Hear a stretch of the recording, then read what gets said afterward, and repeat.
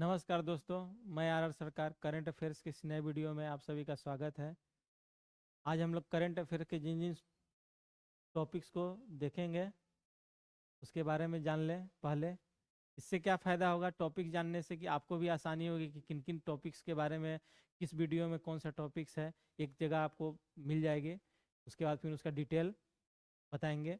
ठीक है, तो आज हम लोग जिन जिन टॉपिक्स को देखेंगे वह है आइसलैंड में कि नए प्रधानमंत्री कौन बने, संयुक्त राष्ट्र आंतरिक न्याय परिषद क्या है, आर्टिफिशियल इंटेलिजेंस पर व्हाइट हाउस के वरिष्ठ नीति सलाहकार किन्हें नियुक्त किया गया, आर्टिफिशियल इंटेलिजेंस, अमेरिकी जनरल वॉल स्ट्रीट के बारे में, राष्ट्रीय गणित दिवस कब मनाया जाता है, राष्ट्रीय किसान दिवस कब मनाया जाता है, भारतीय वन स्थिति रिपोर्ट जो जारी किए गए, वन का कहाँ कितने कौन सा राज्य में जो है सबसे ज़्यादा वन है, ठीक है ना, कौन सा क्षेत्र में सबसे ज़्यादा वनों में वृद्धि हुई है, इसके बारे में जानेंगे जो रिपोर्ट आई है। भारतीय राष्ट्रीय राइफल संघ क्वेस प्रतियोगिता, एशिया कप अंडर 19 महिला T20 चैंपियनशिप किसने जीता, संजीवनी योजना क्या है, विश्व बास्केटबॉल दिवस कब मनाया जाता है, पार्वती काली सिंध चंबल लिंक परियोजना क्या है, प्रजाति कौन सी दुर्लभ चमगादड़ की दुर्लभ प्रजाति खोजी गई है। इन सब बातों पर हम लोग क्या करेंगे, इन सब से संबंधित जानकारी प्राप्त करेंगे, प्रश्न देखेंगे। ठीक है, तो पहला है आइसलैंड की नई प्रधानमंत्री कौन बनी। देखिए, आइसलैंड की नई प्रधानमंत्री जो बनी है उनका नाम है क्रिस्टन फोस्टाडोटीर। क्या नाम है उनका, आइसलैंड के नए प्रधानमंत्री क्रिस्टन फ्रोस्टाडोटीर। यह आइसलैंड जो है यह उत्तर पूर्व पश्चिमी यूरोप में स्थित एक देश है जिसकी राजधानी रिकजेविक है। मुद्रा आइसलैंडियन क्रोन है। राष्ट्रपति हेला टॉमस डॉटीर और प्रधानमंत्री जो नए बने हैं क्रिस्टन फ्रोस्टाडोटीर। ठीक है ना, क्रिस्टन फ्रोस्टाडोटीर आइसलैंड के नए प्रधानमंत्री। ठीक है, यह यूरोप का एक देश है जिसकी राजधानी कौन है, रिजवेइक है। ठीक है, नेक्स्ट प्रश्न देखें।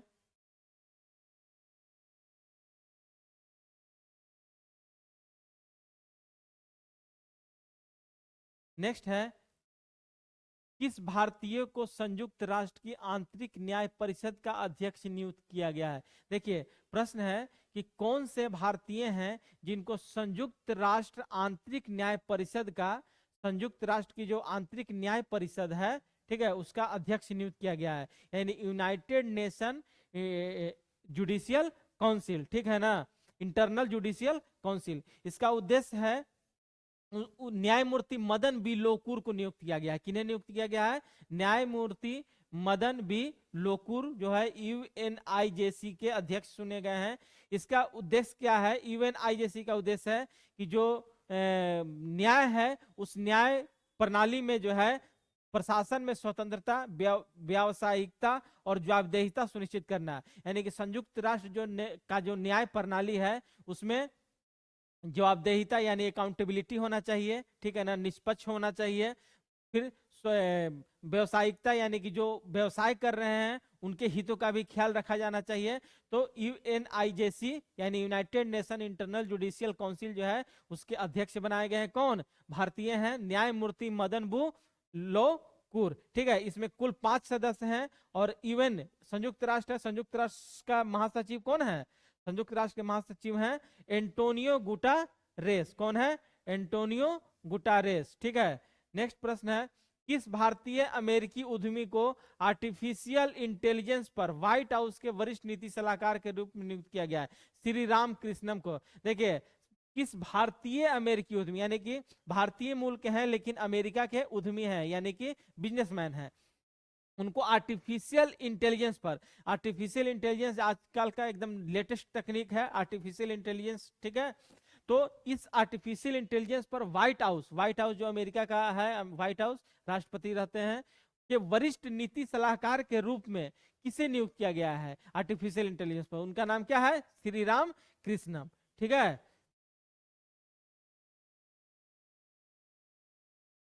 अमेरिकी जनरल वॉल स्ट्रीट ने भारतीय राज्य को वर्ष 2025 के लिए वैश्विक गंतव्यों में शामिल किया है। देखिए, अमेरिका का एक जनरल है वॉल स्ट्रीट ठीक है ना, मैगजीन है जनरल, ठीक है, वॉल स्ट्रीट, उसने जो है अपने गंतव्यों में शामिल किया है किस राज्य को, तो मध्य प्रदेश को शामिल किया है, ठीक है ना, मध्य प्रदेश को शामिल किया क्योंकि मध्य प्रदेश का विरासत जो है और वहाँ की जो वन्य जीव की जो संस्कृति है, ठीक है, उसको ध्यान में रखते हुए मध्य प्रदेश को जो है अमेरिका का जनरल वॉल स्ट्रीट जो है अपने मैगजीन में क्या किया है, जगह दिया है, ठीक है। मध्य प्रदेश की समृद्ध विरासत, अद्वितीय वन जीवन एवं मनमोहक प्राकृतिक सौंदर्य के कारण इसे अमेरिकी जनरल वॉल स्ट्रीट ने वर्ष 2025 के लिए वैश्विक गंतव्यों में शामिल किया है। इससे क्या होगा, वैश्विक गंतव्यों में शामिल होने से यहाँ पर पर्यटन क्या होगा, ज्यादा होगा, पर्यटन बढ़ेगा, ठीक है ना, और जब पर्यटन बढ़ेगा तो राज्य में लोगों को क्या होगा, फायदा होगा, राज्य का इकोनॉमी भी क्या होगा, अच्छा होगा जब ज्यादा से ज्यादा लोग जाएंगे। इससे पहले भी जो है विश्व धरोहर स्थल में मध्य प्रदेश का खजुराहो, पन्ना, बांधवगढ़, ये सब क्या हुए हैं, शामिल हो चुके हैं, शामिल हैं विश्व धरोहर में। तो यह था क्या, वॉल स्ट्रीट अमेरिका का जो है उसने मध्य प्रदेश को अपने मैगजीन में जगह दिया है। नेक्स्ट प्रश्न है, भारत राष्ट्रीय गणित दिवस कब मनाया जाता है। राष्ट्रीय गणित दिवस जो है 22 दिसंबर को मनाया जाता है और यह गणित दिवस जो है बहुत बड़े गणित के विद्वान थे श्री रामानुजाचार्य, उन्हीं के जन्म के दिवस के उपलक्ष्य में जो है यह दिवस घोषित किया गया है 22 दिसंबर, ठीक है ना, राष्ट्रीय गणित दिवस के रूप में, ठीक है।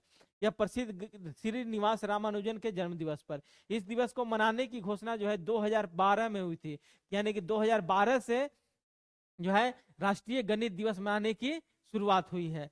रामानुजन जो थे उन्हें संख्याओं का जादूगर कहा जाता है, ठीक है ना, और इन्हीं के जीवनी पर एक फिल्म बना है, उस फिल्म का नाम है the man who knew infinity. The man who knew infinity इनके जीवनी पर बनी एक फिल्म है। और राष्ट्रीय गणित दिवस कब मनाया जाता है, 22 दिसंबर को, किनके जन्म के उपलक्ष्य में, श्रीनिवास रामानुजन, ठीक है। नेक्स्ट प्रश्न है,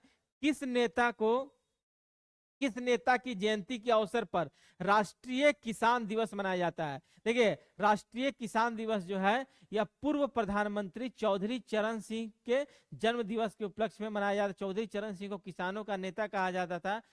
चौधरी चरण सिंह जो है एकमात्र ऐसे प्रधानमंत्री हैं जिनके चरण लोकसभा में पड़े ही नहीं। प्रधानमंत्री तो बने लेकिन संसद का सत्र ही नहीं चला और लोकसभा में ही गए ही नहीं, ठीक है ना।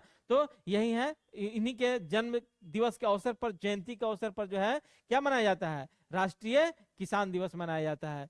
नेक्स्ट है, भारतीय वन स्थिति रिपोर्ट 2023 के अनुसार क्षेत्रफल की दृष्टि से किस सबसे अधिक वन एवं वृक्ष आवरण किस राज्य में है। तो जो अभी वन रिपोर्ट जारी हुई है उस वन रिपोर्ट के अनुसार सबसे ज्यादा वृक्ष और वृक्ष आवरण वाला राज्य जो है वह मध्य प्रदेश है। कौन है, मध्य प्रदेश, ठीक है ना। इसके मध्य प्रदेश है। देखिए अब जो स्थिति, जो रिपोर्ट आई है उस रिपोर्ट के बारे में देखें, उस क्षेत्रफल की दृष्टि से सबसे अधिक वन एवं वृक्षारोपण वाला राज्य जो है 1 नंबर पर मध्य प्रदेश है। कौन है, एमपी। वहां पर 85,724 स्क्वायर किलोमीटर जो है वन क्षेत्र है। दूसरा नंबर पर अरुणाचल प्रदेश है जहां 67,083 स्क्वायर किलोमीटर, और तीसरे नंबर पर महाराष्ट्र है, ठीक है, सबसे अधिक वन। अब सबसे ज्यादा वृद्धि दर्शाने वाला कौन राज्य था, तो 1 नंबर पे छत्तीसगढ़, यानी कि जो वन पहले जो था उस वन में और ज्यादा वृद्धि कौन सा राज्य सबसे ज्यादा किया, तो उसमें जो है 1 नंबर पर छत्तीसगढ़ है, दूसरा नंबर पर उत्तर प्रदेश और तीसरा नंबर पर उड़ीसा। अब सर्वाधिक वनावरण वाला राज्य क्षेत्रफल के अनुसार कौन है, तो मध्य प्रदेश, अरुणाचल प्रदेश और छत्तीसगढ़। और वनावरण में यानी वन का जो आवरण है उसमें सबसे ज्यादा वृद्धि करने वाला राज्य कौन है, मिजोरम है, गुजरात है, उड़ीसा है। देखिए भारत में 33% जो क्षेत्र भौगोलिक क्षेत्र है वह वन और वनावरण से क्या है, घिरे हुए हैं। तो परीक्षा में बहुत बार प्रश्न आ चुका है कि भारत का कितना क्षेत्र जो है, कितने प्रतिशत क्षेत्र जो है वन से ढका हुआ है, तो कितना प्रतिशत, 33%, ठीक है। यह रिपोर्ट जारी कौन करता है, तो भारतीय वन सर्वेक्षण संस्थान देहरादून के द्वारा जारी किया जाता है। और इस जारी करने की शुरुआत जो है वर्ष 1987 से हुई है। जारी करने की जो वन रिपोर्ट जो जारी होती है ये 1987 से जारी हो रहा है। प्रत्येक 1 वर्ष या प्रत्येक 2 वर्ष पर जो है इसे जारी किया जाता है। जब इसका आकलन हो जाता है तब जारी किया जाता है। और यह जारी कौन करता है, भारतीय वन संस्थान देहरादून। तो कितना प्रतिशत एरिया है वन क्षेत्र का? 33%। भारत के भौगोलिक क्षेत्र का 33% वन क्षेत्र से आच्छादित है, ठीक है। और सबसे ज्यादा वन क्षेत्र कहाँ है? मध्य प्रदेश में। और सबसे ज्यादा वृद्धि करने वाला राज्य कौन है? तो छत्तीसगढ़ है। यह था भारतीय वन रिपोर्ट। नेक्स्ट है, भारतीय राष्ट्रीय राइफल संघ ने किस वर्ष ISSF जूनियर विश्व कप का आयोजन करने की घोषणा की? वर्ष 2025, ठीक है ना। देखिए, वर्ष 2025 को भारतीय राष्ट्रीय राइफल संघ ने ISSF जूनियर विश्व कप आयोजन करने की घोषणा की है। यानी कि ISSF जूनियर विश्व कप जो राइफल का है, शूटिंग का, ठीक है ना, वह कहाँ कब आयोजित होगा? 2025 में। भारत में यह शूटिंग का विश्व में के लेवल पे अगर देखा जाए तो 38वां है, और भारत के लिहाज से देखा जाए तो इस तरह का ISSF का आयोजन जो है पहली बार होगा भारत में, ठीक है। तो शूटिंग का जो चैंपियनशिप होगा वह भारत में पहला होगा, विश्व में 38वां होगा। नेक्स्ट प्रश्न है, स्क्वैश प्रतियोगिता 79वीं CCI वेस्टर्न इंडिया 2024 का महिला एकल खिताब किसने जीता? तो अनाहत से। स्क्वैश प्रतियोगिता है, ठीक है ना, इसका आयोजन मुंबई में हुआ। महिला विजेता है अनाहत सिंह, भारत की हैं, और उप विजेता भी भारत के हैं, आकांक्षा सालूक। कौन विजेता है? अनाहत सिंह भारत की, और उप विजेता आकांक्षा सालूक भारत की। पुरुष एकल विजेता में अमिनेश राजचंद्रन मलेशिया के हैं, और उप विजेता विक्टर बर्टर्स चेक गणराज्य के। यानी पुरुष एकल विजेता कौन है? अमिसेन राजचंद्रन मलेशिया, और उप विजेता विक्टर बर्टर्स चेक गणराज्य के, ठीक है। यह था स्क्वैश प्रतियोगिता।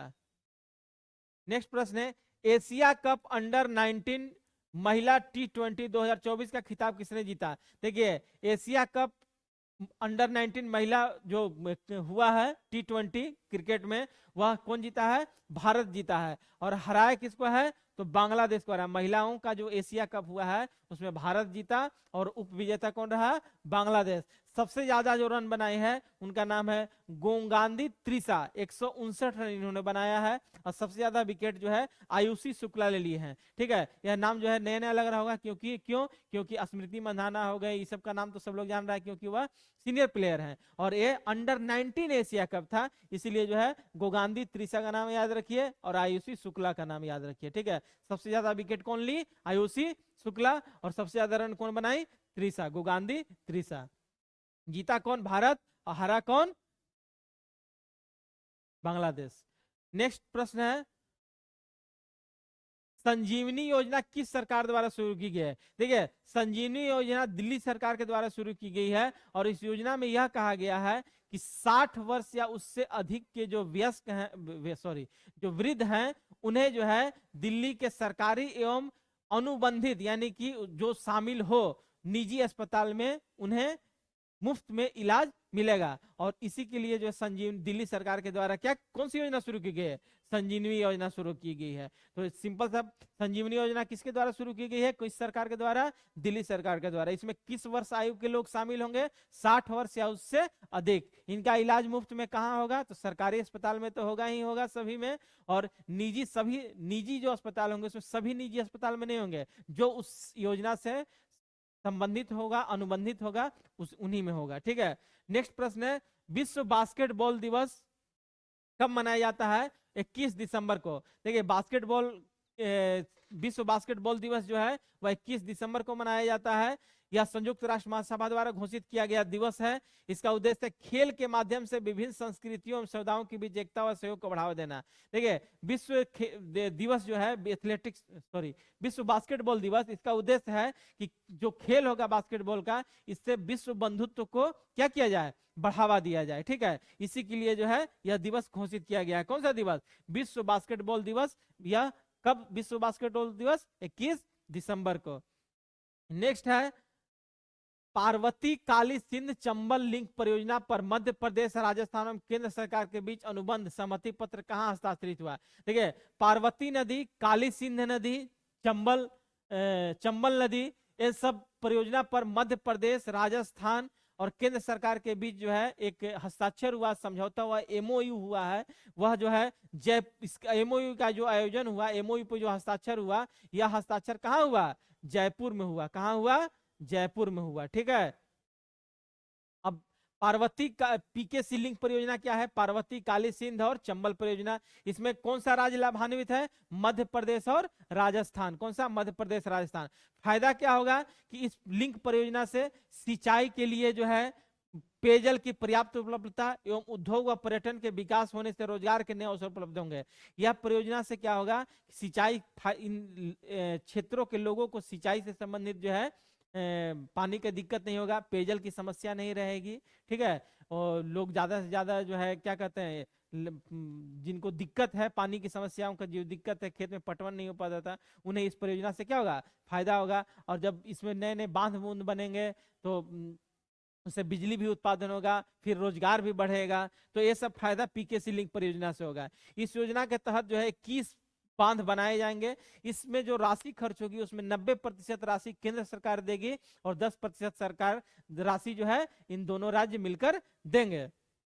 पार्वती नदी जो है इसका उद्गम कहाँ है? देखिए, पार्वती नदी का उद्गम जो है सीहोर जिले के विंध्याचल पर्वत के सिद्धि कंगन ग्राम से है। पार्वती नदी जो है इसका उद्गम कहाँ से हुआ है, कहाँ से निकलती है पार्वती नदी?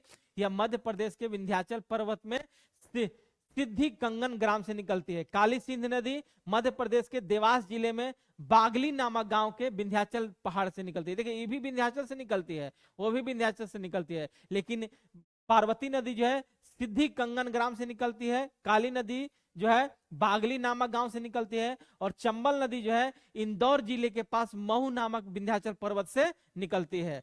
चंबल नदी कहां से निकलती है? इंदौर जिले के महू के पास स्थित विंध्य पर्वत से निकलती है। तो यह था क्या?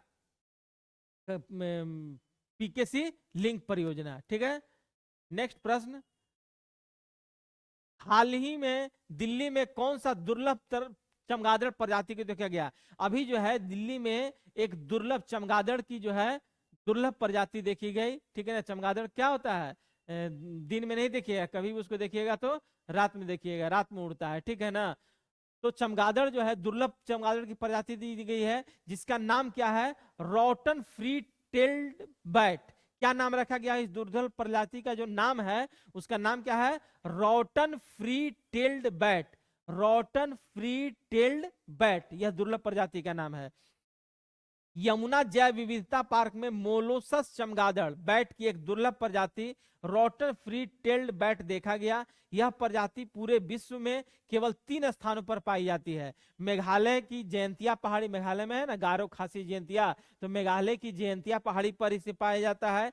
उसके अलावा पश्चिमी घाट और कंबोडिया में इसके अलावा स्थित है। और यह प्रजाति जो है कहाँ देखी गई? हाल में दिल्ली में देखी गई। ठीक है, इस प्रजाति के बारे में पहली बार 1913 में ब्रिटिश प्राणी वैज्ञानिक डॉक्टर MSR ओल्डफील्ड थॉमस द्वारा बताया गया था। यह जो बैट प्रजाति है इसके बारे में सबसे पहले जो है किसने बताया था? ब्रिटिश, 1913 में ब्रिटिश प्राणी विज्ञान के जो डॉक्टर MR ओल्डफील्ड थॉमस के द्वारा जो है बताया गया था इस प्रजाति, चमगादड़ की प्रजाति के बारे में। तो एग्जाम में आ सकता है कि कौन सी कहां खोजी गई, तो दिल्ली, और उसका नाम क्या है? तो रॉटन फ्री टेल्ड बैट चमगादड़। ठीक है, नेक्स्ट प्रश्न है, महाराष्ट्र के तटों एवं नदी किनारे संरक्षण प्राप्त करने के लिए भारत सरकार एवं एशियाई विकास बैंक ने कितनी राशि के ऋण समझौते किए हैं? देखिए, महाराष्ट्र के तटों के लिए, ठीक है ना, महाराष्ट्र में जो तट है, नदी का तट, समुद्र का तट, वो नदी के किनारे संरक्षण प्राप्त करने के लिए भारत और एशियाई विकास बैंक, ठीक है, अभी पिछली क्लास में मैंने बताया था एशियाई विकास बैंक के बारे में, जिसकी स्थापना 1966 में, मुख्यालय कहाँ है? फिलीपींस। ठीक है, तो उसने जो है महाराष्ट्र के लिए 42 मिलियन अमेरिकी डॉलर क्या किया है? प्रदान किया है, जिससे वहां महाराष्ट्र के तटों का क्या होगा? विकास होगा। ठीक है, और सफलता की चाबी कड़ी मेहनत और दृढ़ संकल्प में है। ठीक है ना, आप जिस भी परीक्षा की तैयारी कर रहे हैं, आपके सफलता की चाबी जो है आपके दृढ़ इच्छा शक्ति में ही क्या है? निहित है। और दृढ़ संकल्प होना चाहिए एग्जाम के लिए, जो है परीक्षा के लिए दृढ़ संकल्पित होना चाहिए। और अच्छे से पढ़िए, इसी तरह मेहनत कीजिए, याद कीजिए। और हमारा ऑफलाइन सेंटर ज्वाइन करना चाहते हैं और अधिक जानकारी लेना चाहते हैं तो इस नंबर पे कांटेक्ट कीजिए। और एड्रेस है near Rimjhim hotel, corner of Ramna road. और online offline live recorded video है। और हमारा वीडियो अगर अच्छा लगता है तो आप लोग लाइक करें, सब्सक्राइब करें और शेयर करें हमारे चैनल को, ठीक है। और कमेंट भी जरूर करें। और सफलता की चाबी कड़ी मेहनत और दृढ़ संकल्पता में है। इसी के साथ नए वीडियो में फिर से हम लोग मिलेंगे अगले क्लास में। तब तक थैंक यू।